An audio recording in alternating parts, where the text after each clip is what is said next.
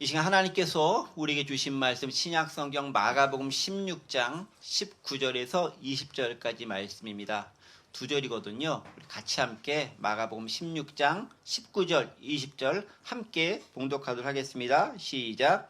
주 예수께서 말씀을 마치신 후에 하늘로 올려지사 하나님 우편에 앉으시니라. 제자들이 나가 두루 전파할세 주께서 함께 역사하사 그 따르는 표적으로 말씀을 확실히 증언하시니라. 아멘. 네. 진짜 아멘입니다. 아멘. 네. 드디어 마가복음 전체를 한번 다 읽고 또 함께 훑어볼 수 있는 기회를 갖게 되었고요. 오늘이 그 마지막 시간인 것 같습니다. 지난 시간과 더불어서 오늘 본문이 사실은 함께 연결되어지는 마지막 본문이기도 합니다. 그래서 지난 시간과 더불어서 살짝 언급됐던 것과 더불어서 오늘 본문에 대한 이야기를 함께 나누도록 하겠습니다. 마지막 장면은 사실 예수님의 승천 장면이기도 합니다. 예수님께서 승천하시면서 또 승천하시 바로 직전에 제자들에게 말씀하시고 나누시는 장면들인 것이죠. 그래서 지난 시간에 예수님께서 우리에게 말씀하셨던 것 무엇입니까? 너희는 온 세상에 다니면서 복음을 전파하고 증인의 역할을 감당하라 라는 것이 예수님의 명령이었습니다. 이건 이 본문뿐 아니라 마태복음도 마찬가지고요. 누가복음도 마찬가지 우리 주님께서 우리에게 말씀하신 그 내용이기도 합니다. 그런데 마가복음에 의하면 그렇게 복음을 전했었을 때 증인의 역할을 감당했었을 때 어떤 결과들이 나타날까요? 두 가지 상관된 반응이 있다라고 얘기했습니다. 첫 번째가 믿는 자들, 복음을 받아들인 자들이 있다라는 거죠. 그들은 어떻게 됩니까? 구원받게 된다. 너무 당연한 것이죠. 그런데 또 한 부류가 있죠. 복음을 받아들이지 않는 사람들이 있다. 그들은 어떻게 되죠? 정죄받아 사망에 이르게 된다라는 것입니다. 여기 계신 여러분들은 최소한 복음을 잘 받아들이고 구원의 길로 들어선 분임을 저는 믿음으로 확신하고 함께 아멘으로 나아갑니다. 자, 그렇게 믿음에 대한 얘기를 참 많이 강조하고 있어요. 그러니까 복음을 받아들이고 믿느냐, 복음을 받아들이지 않느냐라는 부분들 많이 강조하고 있고, 마가복음은 특별히 유독 강조하면서 뒷부분에는 믿는 자에 대한 부분, 믿음에 대한 얘기를 자꾸 얘기합니다. 그래서 지난 시간에도 얘기했지만 제자들조차도 주님의 부활하심을 믿지 못했다. 그리고 마지막에도 그거 꾸짖으시면서 혼내시면서 나 확신하지, 이제 증인 돼, 너의 삶의 서정에 가서 복음 전해 라고 말씀하시면서 승천하시는 거예요. 끝까지 믿지 못했던 제자들의 모습을 우리에게 보여주시면서 그게 제자들의 모습이었는데 훌륭한 제자 됐으니까 너희도 지금 믿음 없다 너무 당황하거나 낙심하지 말고 이제부터라도 주님을 향한 믿음 가지고 열심히 살아가거라 라는 것이 오늘 우리에게 주는 메시지이기도 하다라는 것입니다. 그런데 믿음을 가지고 증언했던 사람들에게 어떤 표적이 따른다고 했죠? 5가지 정도의 표적이 따른다라고 얘기했습니다. 여러 가지 기적적인 일들이 있다라는 거죠. 뭐 뱀에 물려도 죽지도 않고 또 이렇게 뭐 독을 마셔도 뭐 무사하고 몇 가지 것들이 있다라고 얘기를 했습니다. 그런 표적들이 있는데요. 그렇다면 그런 표적들이 나타나게 되고 오늘 본문 20절에 보면은 말씀을 전하는 자들에게는 그 표적이 따른다. 그래서 말씀을 확증해야 된다고 얘기하는데 그 표적들이 나타나는 게 너무 당연하고 자연스러운 것인데 그렇다고 해서 표적을 보이기 위해서 말씀을 전하는 건 아니다라는 것. 지난 시간에도 말씀드렸지만 기억하실 필요가 있다라는 것입니다. 조금 이제 첨언해서 말씀을 드린다면요. 이런 거죠. 표적이나 기적을 확인하기 위해서 하나님을 시험하고자 하는 잘못된 욕심이나 잘못된 생각이 우리 가운데 드러날 수도 있습니다. 이게 따지면 유혹과 같은 거예요. 그러니까 예를 들면 뱀에게 물려도 나는 무사하다. 독을 마셔도 무사하다. 라는 생각을 가지고 진짜 그렇게 하시겠지? 그래, 난 믿는 대로 믿으니까 믿는 대로 해볼 거야 라고 해서 독 한번 딱 청산가리 한번 드셔보시고 그 다음에 독 한번 드셔보시고 뱀 독사 한번 물려보시고 하면 어떻게 될까요? 네. 거의 제가 뭐 완벽하게는 아니지만 99.99% 네, 빨리 저 세상 가실 가능성이 높다라고 말씀드릴 수밖에 없을 것 같아요. 그러면 오늘 말씀과 어떻게 조화될 수 있는 것인가? 아니 그런 표정 따른다고 하지 않았느냐? 그리고 이제 오늘 보면 아직 보면 20절에서도요 표적이 따른다라고 얘기했어요. 그럼 도대체 뭐냐라는 거죠. 뭐냐? 조금 이따 다시 한번 얘기하겠지만은 표적은 자연스럽게 따르는 것이지 표적을 보기 위해서 행하는 것은 아니다라는 거죠. 이거 되게 중요한 거예요. 표적은 따라오는 거라는 거죠. 따라오는 건 뭐냐면 그게 목적이 아니다라는 겁니다. 목적은 다른 건데 목적 가운데 나타나는 결과나 현상으로서 표적이 보일 수 있다라는 거예요. 그걸 혼동하면 주객이 전도되면 안 된다라는 거죠. 여러분 이 부분들이요 사실 어디랑 비슷하냐면은 예수님께서 그 세례 받으신 다음에 첫 번째 사역을 감당하기 위해서 광야로 나가시잖아요. 그때 이제 성령과 함께 가시지만 마귀와 또 만나서 예수님이 시험을 당하는 장면이 나옵니다. 그때 마귀가 예수님한테 그런 요청을 하잖아요. 마태복음 4장 5절, 6절, 7절에 있는 말씀인데요. 여기 이제 스크린에 나올 겁니다. 이렇게 돼 있죠. 이에 마귀가 예수를 거룩한 성으로 데려다가 성전 꼭대기에 세우고 이르되 네가 만약 하나님의 아들이거든 뛰어내리라. 기록되었을 때 그가 널 위하여 그의 사자들 명하시리니 그들이 손으로 너를 받들어 발이 돌에 부딪히지 않게 하리로다. 라고 유혹하는 거예요. 진짜 멋있어 보이지 않아요? 멋지게 짠 뛰어내리니까 천사들이 예수님을 딱 호위해서 딱 이렇게 들어올리는 모습 생각만 해도 멋있지 않습니까? 무슨 스펙타클한 판타지 영화를 보는 듯한 느낌이 들죠? 그렇게 하라는 거예요? 하지 말라는 거예요? 마귀는 그렇게 유혹하고 그렇게 요구할 수 있다라는 거예요. 그게 근데 뭐라고요? 시험이다. 7절이죠. 예수께서 이르시되 또 기록되었을 때 주 너희 하나님을 시험하지 말라 하였느니라. 그러니까 이거예요. 우리가 표적을 보이기 위해서 행하는 모든 것들은 마귀의 우리를 향한 시험에 넘어가는 거다라는 거죠. 그래서 표적을 보이기 위해서 뭔가를 행하는 것이 아니라 믿음대로 살았더니 이런 표적이 나타났다라고 간증하는 것이 중요하다. 이 순서가 뒤바뀌면 안 된다라는 것입니다. 그래서 우리에게 필요한 것은 무모하게 하나님을 시험하는 것이 아니라 하나님의 약속의 말씀을 신뢰하고 의지하면서 그 사명에 부합되게 순종하고 하나님 말씀을 의지하면서 믿음으로 나아가는 자세, 그게 필요한 거죠. 믿음은 시험하는 것이 아니라 믿음은 순종하는 거다라는 거예요. 이걸 우리가 헷갈리지 말아야 되는 거예요. 믿음은 시험이 아니라 순종이다.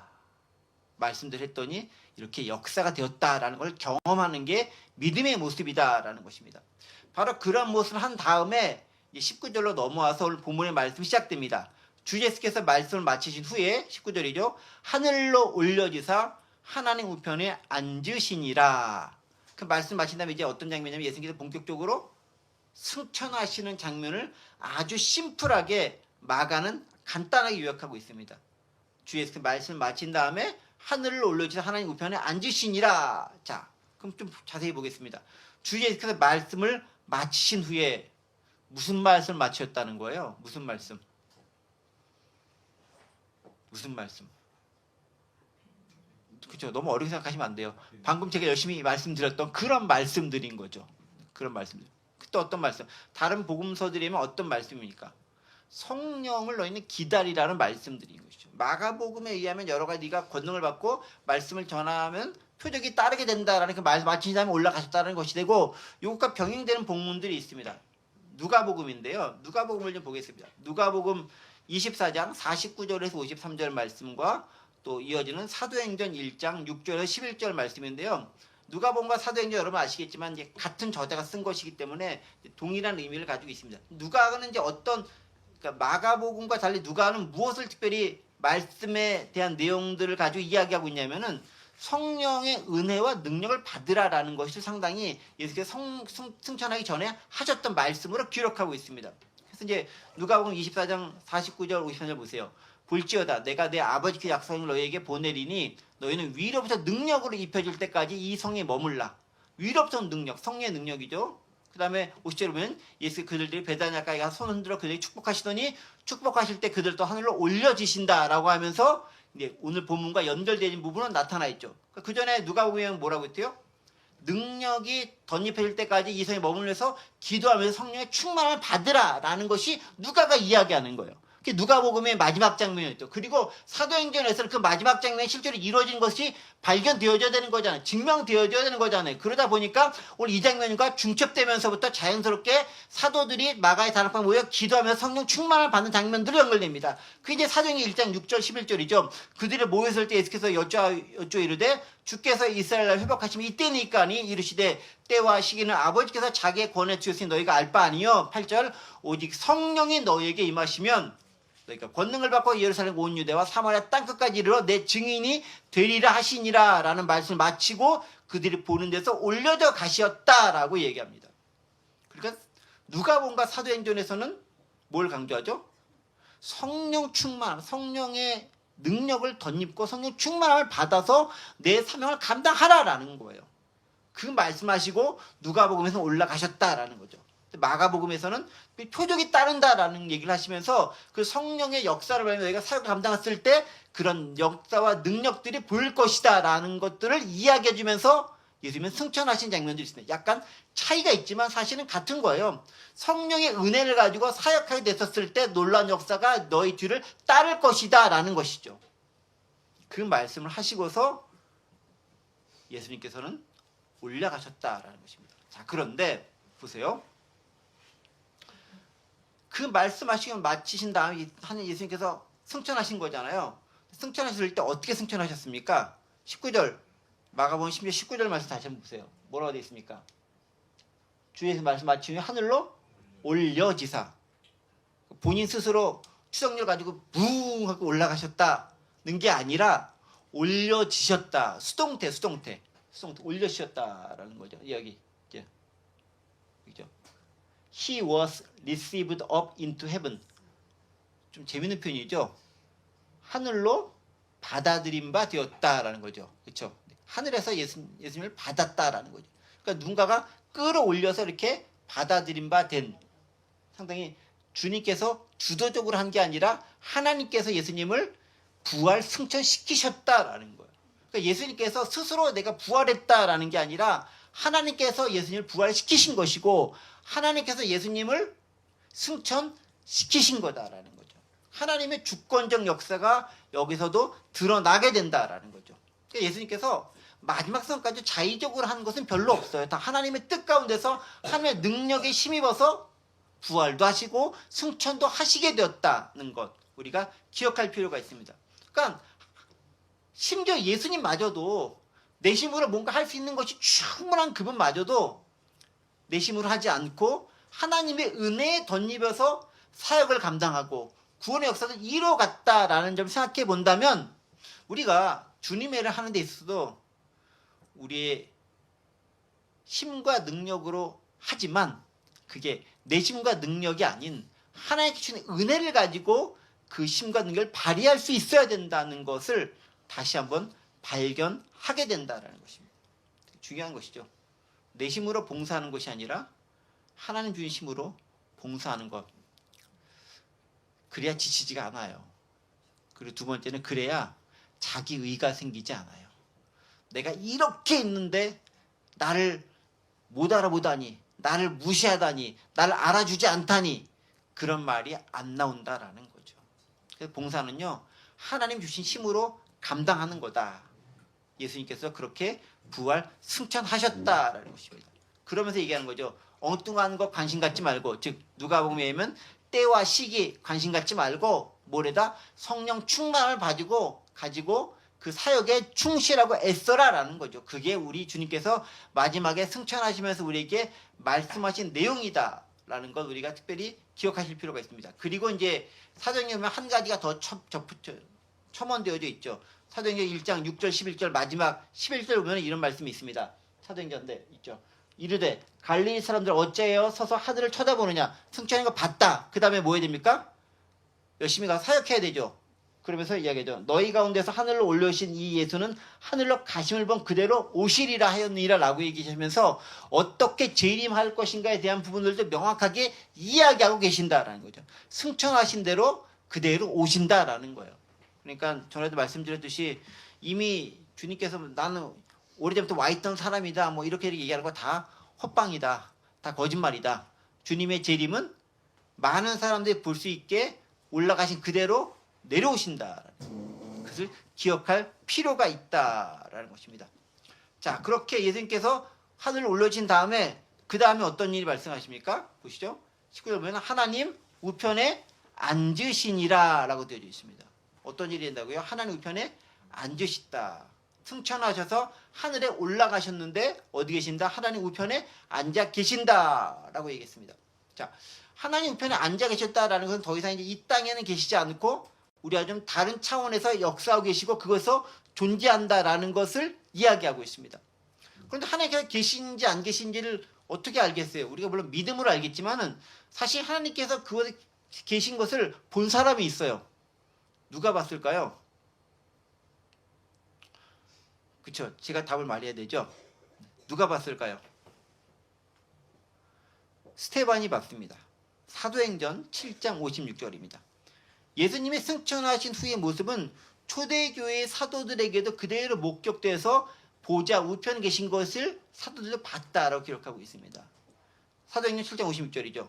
스테반이 성령 충만의 하늘 우러러 주목하여 하나님의 영광과 및 예수께서 하나님 우편에 서신 것을 보고 말하되 보라 하늘이 열리고 인자가 하나님 우편에 서신 것을 보노라 라고 고백합니다. 그러니까 스테반은 하늘의 영광을 본 거죠. 하나님 우편에 예수님께서 계신 모습을 보좌 우편에 계신 것을 보았다. 그러니까 승천도 하셨고 제자들에게 목격되었고 승천하신 후에 하나님 보좌 우편에 계신 것도 제자들 특별히 사도급 되는 스테반에게 목격이 되었다라고 하면서 예수님의 부활과 승천 사건이 거짓말이 아니라 많은 증인들이 있는 역사적 사실이다라는 것들을 우리들에게 이야기해주고 있습니다. 자, 그렇다면 하나님께서 예수님을 승천시키셨다. 그리고 예수님이 승천해서 하늘에 올라가서 보좌 우편에 앉아 계신다라는 게 어떤 의미가 있는가? 이것만 좀 상세히 살펴보도록 하겠습니다. 예수님이 하늘 보좌 우편에 계신다는 건 어떤 의미가 있겠느냐? 첫 번째는요. 영광과 권위를 지니고 하나님 우편에 계신다. 영광과 권위를 다 받으셨다라는 것입니다. 그게 이제 하늘에 계셨다는 것에 대한 대표적 의미가 되는 거죠. 시편 110편 1절에 있는 말씀인데요. 여호와께서 내 주에게 말씀하시기를 내가 네 원수들로 네 발판이 되게 하기까지 너는 내 오른편에 앉아 있으라 하셨도다 라고 얘기하고 있죠. 하나님 우편에 보좌 우편에 주님께서 앉아 계신다. 그리고 그 앉아 계신다는 것은 뭡니까? 하나님과 동등한 권세를 가지고 통치하신다는 것입니다. 베드로전서 3장 22절입니다. 그는 하늘에 오르사 하나님 우편에 계시니 천사들과 권세들과 능력들이 그에게 복종하느니라. 모든 천체가 다 주님께 복종하는 분으로서 올라가셨다. 그러니까 빌립보서는 이렇게 낮아지심과 높아지심에 대한 얘기를 사실 2장에서 하고 있는데 그것도 이제 관련된 구절들이긴 하죠. 즉 지극히 연약한 인간의 모습을 낮아지셨다가 무덤까지 내려가셨다가 하나님께서 그를 높이셔서 가장 위대하고 가장 영광스러운 분으로 높이신 것, 그게 승천의 의미다라는 것입니다. 그러면 하나님께서 예수님 그것을 올려놓으신 다음에 예수 승천하신 다음에 거기서 뭐하고 계시는가? 예수님 뭐하고 계실까요? 룰루랄라 놀고 계실까요? 주무시고 계실까요? 나 이제 내 할 일 다 끝났으니까 좀 쉴래 하고 그냥 편히 쉬고 계실까요? 뭐 그것도 충분히 가능하시겠죠? 어떤 일을 하고 계실까요? 예수님이 승천하시는 사역이 있습니다. 요한일서 2장 1절에는 어떻게 되어 있냐면은 우리를 위해서 중보기도 하신다.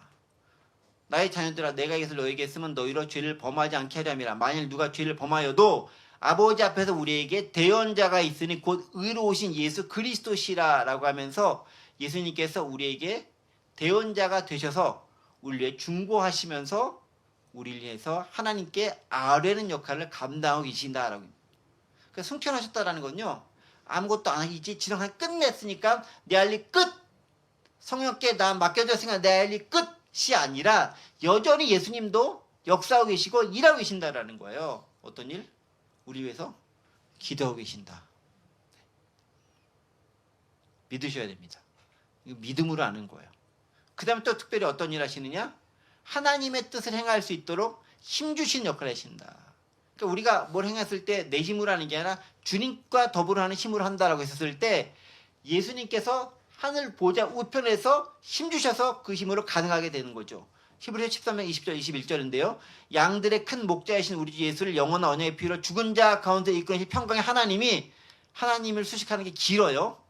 예수님을 죽은 자 가운데 살리신 그 하나님께서 모든 선한 일에 너희를 온전하게 하사 자기 뜻을 행하게 하시고 그 앞에 즐거운 것을 예수 그리스도로 말미암아 우리 가운데서 이루기를 원하노라. 영광이 그에게 세세 뭉토록 있을지어다 아멘이라고 하면서 모든 선한 일을 우리에게 온전하게 하사 하나님의 뜻을 행할 수 있도록 하기 위해서 예수님께서 하나님과 더불어 우리에게 힘 주시고 능력 주시고 또 위로도 해주시고 낙심할 때 북돋아 주시기도 하시고 어려움에 처했을 때 동행하기도 하면서 그 행할 수 있도록 도우신다라는 거예요. 그러니까 승천하신 예수님 아무것도 안 하는 게 아니라 우리가 이 세상에서 주의 삶을 감당할 수 있도록 기도하시고 도우신다라는 것 기억할 필요가 있습니다. 그래서 예수님의 승천은요, 역사적인 사실인과 동시에 증인들이 많이 있잖아요. 승천으로 말미암아 우리가 하나님을 더 잘 감당할 수 있도록 힘 주시고 능력을 주신다라는 거죠. 더하여 성령님을 우리에게 보내주심으로 우리가 외롭지 않도록 이 지상에서도 살아갈 수 있도록 도와주신다. 그분은 보혜사라고 하죠. 그분을 통해서 역사하신다라는 것입니다. 승천하심의 의미가 그런 부분들을 가지고 있다라는 거죠. 자, 그렇게 주님은 승천하셨습니다. 그러면 이제 남겨진 자들은 누가 남겨져 있죠? 제자들이 남겨져 있죠. 나중에 이제 성령께서 함께 하심으로 성령 충만한 제자들이 남게 되겠죠. 그들에게 우리 주님께서 하시는 약속의 말씀 다시 한번 20절에 나타납니다. 제자들이 나가 두루 전파할 때 주께서 함께 역사하사 그 따르는 표적으로 말씀을 확실히 증언하시느니라. 뭐라고 돼 있죠? 네. 주께서 함께 역사하사 말씀을 표적에 따른 말씀을 증언하신다라는 거죠. 이게 참 우리에게 희망을 주고 위로를 주는 것 같아요. 함께 역사하사. 그러니까 하늘에 가셨으니까 난 몰라 하고 떠나가는 분이 아니라 함께 역사하사. 영어로 보니까요, the Lord working with him, with them이죠, with them. 그들과 하나님께서 함께 일하신다라고 되어 있다는 거죠. 함께 일하시는 하나님. 그 하나님께서 우리와 더불어 계시다라는 것입니다. 그러면 그 하나님 말미암아 우리는 뭘 해야 됩니까? 사명이 있죠. 하나님 나라의 복음을 증거하는 것. 그게 예수님의 지상에서의 사역을 계승하는 거다라는 거죠. 그러니까 하나님 나라의 복음 증거하는 거. 예수님께서 지상에서 어떤 일을 하셨어요? 제일 먼저 하셨던 것이 하나님 나라에 대한 복음, 하나님 나라 전파하는 거잖아요. 그 예수님이 하셨던 거죠. 그거 그대로 따라야 되는 거죠. 그러니까 여기서 제자들이 나가 두루 전파할 때 뭘 전파한다는 거예요? 뭘 전파하는 거죠? 제자들이 전파하는 것. 방금 말씀하신 대로 복음 전파인데 첫 번째가 하나님 나라를 전파하는 거라는 거죠. 왜? 예수님께서 세상에 계시면서 이 땅 계시면서 내내 하셨던 게 하나님 나라에 대한 것이기 때문에 그 사명을 그대로 받아서 제자들도 그대로 전파한다는 것입니다. 예수님이 사역을 계승하는 거죠. 두 번째 뭘 전파하는 겁니까? 두 번째는 예수님의 죽으심과 부활을 전파하는 거죠. 이건 증인의 역할인 거죠. 예수님 죽으셨지만 살아나셨다라는 것을 전파하는 겁니다. 첫 번째가 하나님 나라에 대한 전파였다면 예수님이 하셨던 것으로 하나님 나라를 전파하면 두 번째는 예수님께서 뭘 하셨는가? 예수님 자체가 죽으시고 부활하셨다라는 것을 전파하는 것입니다. 세 번째 뭐 하십니까? 그 예수님을 통해 믿는 사람들은 구원의 영생을 얻게 된다는 것을 전파하는 거죠. 그 예수님을 믿는 자가 구원과 영생을 얻는다는 것을 전파하는 거예요. 그래서 세 가지 것이 있는 거예요. 전파한다는 것은 예수님께서 하셨던 하나님 나라를 전파하는 것이고, 두 번째 예수님 자체가 부활하시고 죽으시고 부활하셨다라는 것을 전파하는 것이고, 세 번째는 모든 사람들이 그 예수님을 믿을 때 구원과 영생을 얻게 된다는 것을 전파하는 거죠. 세 가지 것이 제자들이 전파해야 되는 거다. 우리들도 마찬가지 아니겠습니까? 우리들이 해야 될 첫 번째가 뭐죠? 하나님의 나라를 이 땅 가운데 확장시키는 역할이 우리가 해야 할 일이다라는 것입니다. 두 번째는 뭐 하는 거죠? 예수님의 십자가와 부활을 전하는 일을 하는 것이라는 거죠. 세 번째는 뭐죠? 그것을 믿음으로 받아들이면서 구원의 방주에 우리가 들어가고 우리의 주변에 있는 사람들에게도 그것을 알려주고 믿게 함을 통해서 그들 역시 구원과 영생을 얻을 수 있도록 도와주는 역할, 그게 우리 역시 제자들과 더불어 감당해야 할 일이다라고 이야기합니다. 이런 일이 있었을 때 무슨 일이 발생한다고요? 그 따르는 표적으로 말씀을 확실히 증언하느니라. 자, 그렇게 역할을 감당하다 보면 어떤 일이 일어난다고요? 표적이 따른다. 표적이 따른다. 표적이란 말 영어로 사인이라고 돼. 사인. 어떤 표식이 따른다라는 거죠. 근데 아까도 말씀드렸듯이 표적은 따르는 것이지 표적 자체가 목적이 아니다라는 거예요. 복음을 전하다 보면 표적도 나타나는 것이지 표적을 행하기 위해서 복음을 전하는 건 당연히 아니고 누군가에게 보이기 위해서 표적을 행하는 것도 아니고 누군가를 시험하기 위해서 표적을 바라고 어떤 것을 행하는 것도 아니다라는 것입니다. 더더구나 하나님을 시험해서도 안 된다라는 거죠. 그래서 표적은 하나님의 사를 감당하며 자연스럽게 나타나는 것이지 표적 자체가 목적이 아니다. 시험에 들지 말아야 되고 하나님을 시험해서도 안 된다. 그것은 바로 사탄 마귀의 짓이다라는 것 우리가 기억할 필요가 있습니다. 그러면서 우리에게 권세를 주시면서 함께 하신 그 주님을 기억하면서 나아갈 필요가 있다. 이 부분은 마태복음의 결말 부분이에요. 지금 우리가 마가복음 보고 있고 누가복음 사전에 봤었죠. 마태복음의 결말은 또 이렇게 되어 있습니다. 마태복음 28장 18절 20절입니다. 비슷하지만 약간 뉘앙스가 다르죠. 예수께서 나와 말씀해 이르시되 하늘과 땅의 모든 권세를 내게 주셨으니 그러면 너희는 가서 모든 민족을 제자로 삼아 아버지와 아들과 성령 이름의 세를 베풀고 내가 너희 분부하는 것을 가르쳐 지키게 하라. 볼지어다 내가 세상 끝날까지 너희와 항상 함께 있으리라 하시니라 라고 말씀하시면서 마태복음에서는 뭘 얘기하면은 하나님의 권세를 하나님으로부터 예수님이 받았고 그 권세를 가지고 내가 너에게 명령하니까 모든 민족으로 제자를 삼고 그들로 하여금 내가 너에게 분부하는 것을 가르쳐 지키게 하고 그들이 참다운 제자가 되도록 만들라라는 사명이 우리에게 있다고 얘기합니다. 그래서 마태복음 한 가지 더 덧붙여 주시죠. 뭐라고요? 내가 세상 끝날까지 너희와 항상 함께 있다. 마태복음은 동행하겠다라는 말씀으로, 누가복음에서는 성령의 충만함을 받으라는 말씀으로, 마가복음에서는 표적이 따르니 증인의 역할을 감당하라는 말씀으로 마무리하고 있습니다. 사실은 똑같은 건데 약간 다르게 표현되어 있을 따름인 거죠. 다 승천하시면서 제자들에게 주시는 명령이다라는 것입니다. 이게 이제 마가복음 16장까지 마무리되는 부분이죠. 자, 다시 한번 이제 정리 한번 해보겠습니다. 우리 마가복음 1장 1절 여러분 기억하십니까? 네. 2년 전 했던 걸 기억하라고 하는 건 너무 가혹한 요구입니다. 라고 얘기할 수 있죠. 마가복음 1장 1절. 네. 뭐 나왔습니까? 네. 하나님의 아들 예수 그리스도의 복음의 시작이라. 제가 마가복음 제목을 정하면서 강의해 주면서 이걸 가지고 있죠. 하나님의 아들 예수 그리스도의 복음의 시작이라. 이 구절이 뭐죠? 복음은 누구다? 예수님이 복음이다라는 거죠. 그렇죠? 그 복음에 대해서 마가는 이야기 시작했고 오늘 마지막에는 그 복음이 어떻게 열매 맺었고 그 복음이 어떻게 역사되었고 그 복음의 전달자로서 우리에게 제자들에게 어떤 사명이 있는 것인가를 이야기해주고 있는 거죠. 그리고 그것은 예수님께서도 땅에서 하셨던 일이다. 먼저 본을 보셨던 거다. 이게 마가복음 1장 14절 15절 말씀이죠. 요한이 잡히는 예수께서 갈릴리에 오셔서 하나님의 복음을 전파하며 이르시되 때가 찼고 하나님 나라가 가까이 왔으니 회개하고 복음을 믿으라 하시더라. 예수님께서 강조하셨던 말 뭐죠? 복음과 믿음에 대한 얘기가 나오죠. 그리고 하나님의 나라가 나오죠. 바로 그 모습들이 우리 주님께서 먼저 시작하셨던 일이고 승천하시면서 제자들에게 사명으로 부여했던 말씀이다. 전체를 정리해 보겠습니다.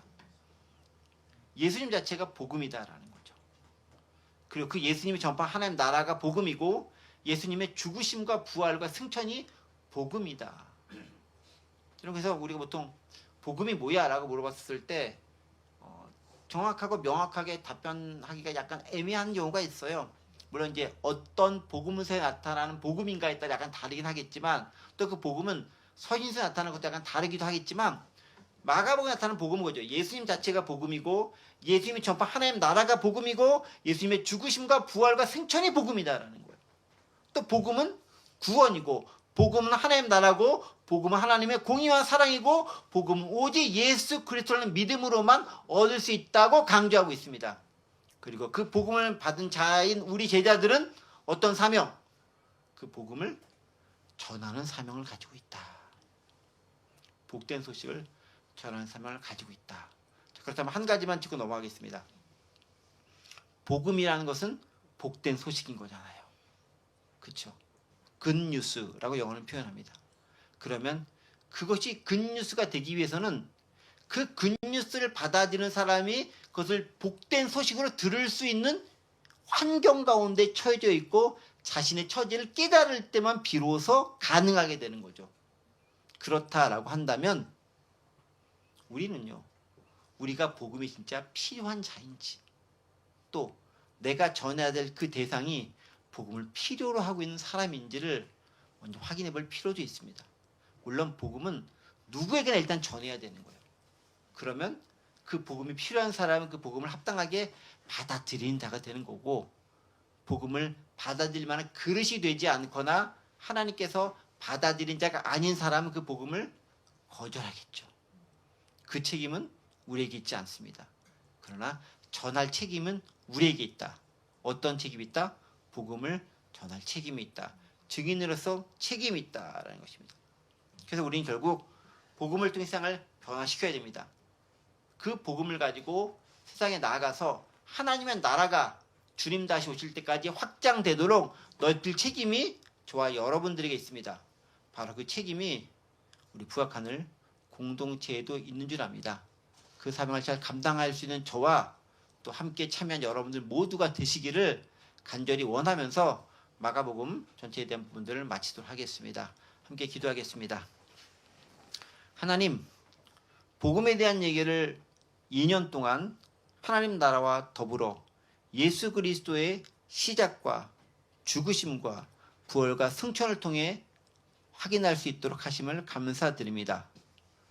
복음에 대한 것, 복되고 기쁜 소식임에도 때로는 그것이 저에게 와닿지 않고 때로는 그것이 나에게 아무것도 아닌 것처럼 느껴질 때도 있었음을 고백합니다.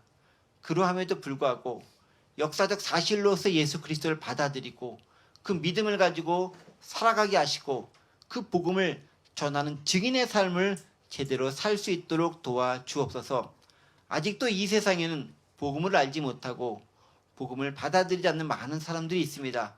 그들에게 하나님의 마음을 가지고 나아가게 도와주시고 복음을 온전히 전하는 저희들이 될 수 있도록 도와주옵소서. 저희를 통해 하나님의 나라가 온전히 펼쳐지고 확장되어질 수 있도록 성령께서 함께하여 주옵소서.